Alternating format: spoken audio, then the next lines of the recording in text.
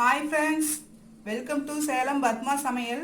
இன்றைக்கி நம்ம என்ன பார்க்க போகிறோம்னா பார்த்திங்கன்னா பிரேக்ஃபாஸ்ட் டின்னர் எதுக்கு வேணாலும் யூஸ் பண்ணலாம். நம்ம நார்மலாக இட்லி தோசை சப்பாத்தி போர் அடிச்சு போச்சுன்னா நம்ம இந்த மாதிரி மைதா சப்பாத்தியும் அதுக்கு பார்த்திங்கன்னா வித்தவுட் கோகனட் வச்சு ஒரு தக்காளி குருமாவும் பார்க்க போகிறோம். வாங்க போய் பார்க்கலாம். அதுக்கு முன்னாடி நம்ம சேனல் இப்போ தான் புதுசாக பார்க்குறீங்கன்னா சப்ஸ்கிரைப் பண்ணிக்கோங்க, பக்கத்தில் இருக்கிற பெல் பட்டனையும் கிளிக் பண்ணிக்கோங்க. இப்போது இந்த மைதா சப்பாத்தி செய்யறதுக்கு இந்த மாதிரி 1/4 கிலோ அளவுக்கு மைதா மாவு, உப்பு பார்த்திங்கன்னா ஒரு 1/2 டீஸ்பூன் கம்மியாக ஒரு 1/4 டீஸ்பூன் அளவுக்கு சர்க்கரை போட்டு நல்லா கலந்து விட்டுக்கலாம்.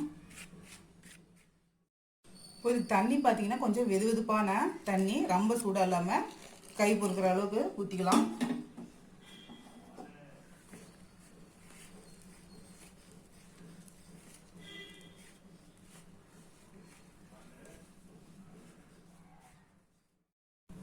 இப்போ பாருங்கள் நல்லா பிசைஞ்சாச்சு. இப்போ வந்து எண்ணெய் ஒரு 2 டீஸ்பூன் அளவுக்கு எண்ணெய் ஊற்றிட்டு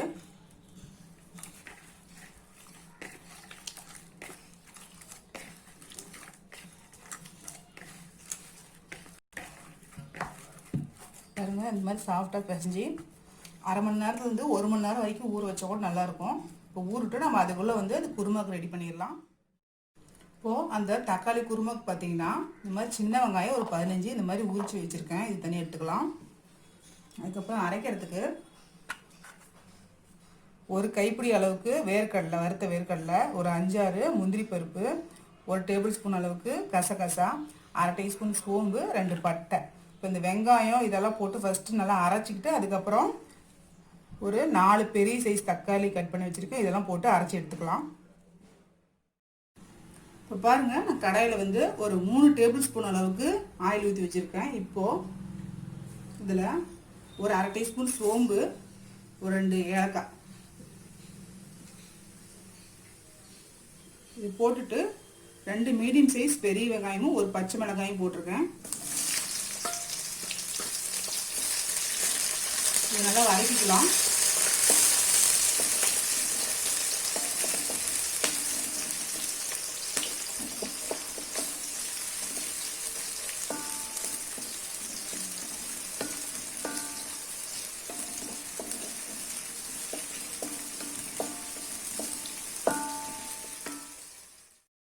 இப்போது வெங்காயம் பாருங்கள் வதங்கிருச்சு. நான் இப்போது ஒரு 5-6 பல் பூண்டு தட்டி வச்சுருக்கேன். ஒரு கருவேப்பிலை இதை போட்டு வதக்கலாம்.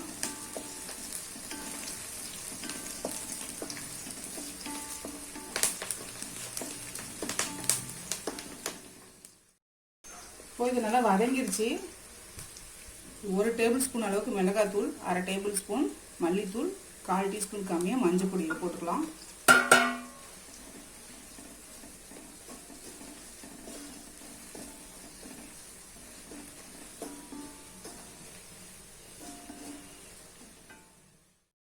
உப்பு தேவையான அளவுக்கு போட்டுக்கலாம்.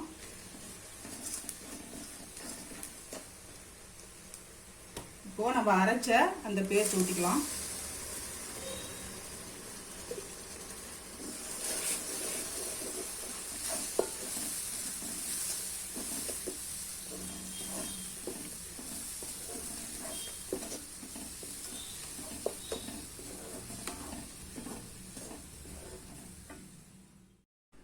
தேவையான அளவுக்கு நான் அந்த மிக்ஸிக்கு ஒன்று தண்ணியை ஊற்றிக்கிறேன்.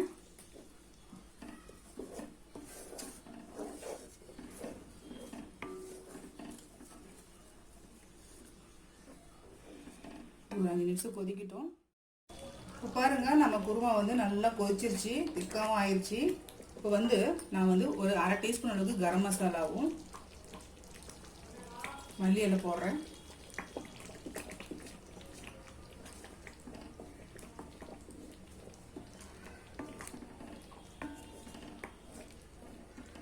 அவ்வளோதாங்க, நம்ம இந்த குருமா ரெடி. தக்காளி குருமா, அது நம்ம தேங்காயே போடாமல் பண்ணியிருக்கோம். இது பார்த்திங்கன்னா சப்பாத்தி, பூரி, இட்லி, தோசை எல்லாத்துக்குமே சூப்பராக இருக்கும். இப்போ நான் ஸ்டவ் ஆஃப் பண்ணிடுறேன். இப்போ பாருங்கள், 1/2 மணி நேரம் ஆயிடுச்சு. நம்ம சப்பாத்தி மாவை மறுபடியும் இன்னும் கொஞ்சம் மாதிரி பிசைஞ்சிக்கிட்டோம்னா நல்லா சாஃப்டாக இருக்கும். இப்போது நமக்கு தேவையான அளவுக்கு மாவு எடுத்துக்கலாம், தேய்ச்சிக்கலாம், சப்பாத்தி ஒட்டிக்கலாம்.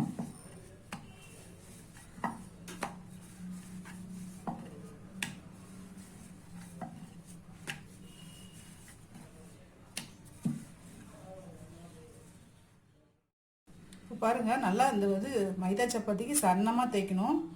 தேய்ச்சாச்சு. இப்போ தவாவில் போட்டுக்கலாம். பாருங்க, நான் தோசை தவா வச்சுருக்கேன். இதில் கொஞ்சமாக நம்ம ஆயில் போட்டுக்கலாம்.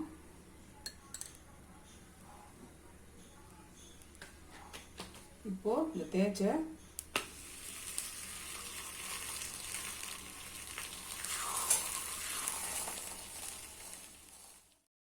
பாருங்க, நான் சப்பாத்தி திருப்பி போட்டேன். இப்போ இந்த சர்க்கரை போடுறதுனால தான் நமக்கு ப்ரௌன் ஸ்பாட் வருது. அதை திருப்பி போட்டு வேக வச்சு எடுக்கலாம். கொஞ்சமாக ஆயில் ஊற்றிக்கிறேன்.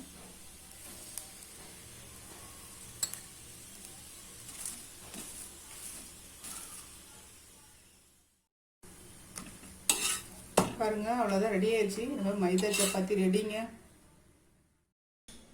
இப்போ பாருங்க, நம்ம செஞ்ச மைதா சப்பாத்தியும் தக்காளி குருமாவும் ரெடி ஆயிடுச்சு. கொஞ்சம் டிஃப்ரெண்ட் டேஸ்ட்டாக நல்லாயிருக்கும். ட்ரை பண்ணி பாருங்கள். இந்த வீடியோ உங்களுக்கு பிடிச்சிருந்தாக்க லைக் பண்ணுங்கள், ஷேர் பண்ணுங்கள், கமெண்ட் பண்ணுங்கள்.